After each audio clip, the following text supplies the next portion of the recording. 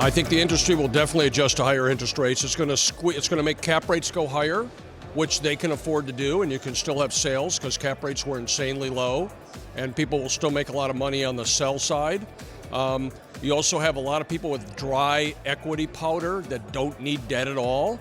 I worked on a deal that closed in the Northwest recently, $730 million, no debt at all.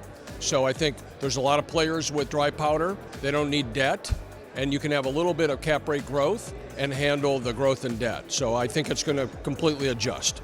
Sure, interest rates are, I think, the headwind that is causing me and everybody in the industry to see a slowdown coming.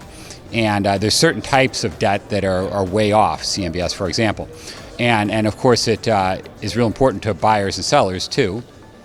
But again, we're still seeing a lot of people buying because, inflation's driving up interest rates, but it's also driving up rents.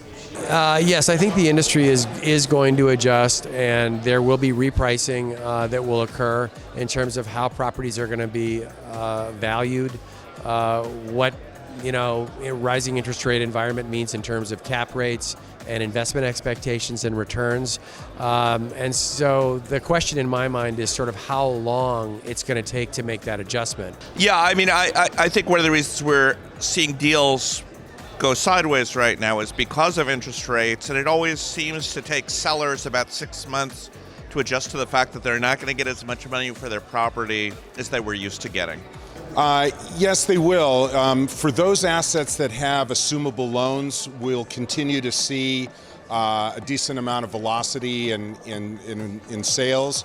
For those assets that do not have low interest assumable loans and refinancing is going to be required, then I think there's going to have to be some price adjustment. It may take a few months for the bid and the ask to realign, if you will. But there's a lot of capital on the sidelines, and people are just going to have to be patient while we work through this.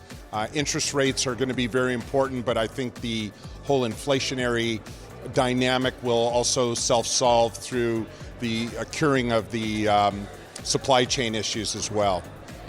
The industry has no choice but to adjust.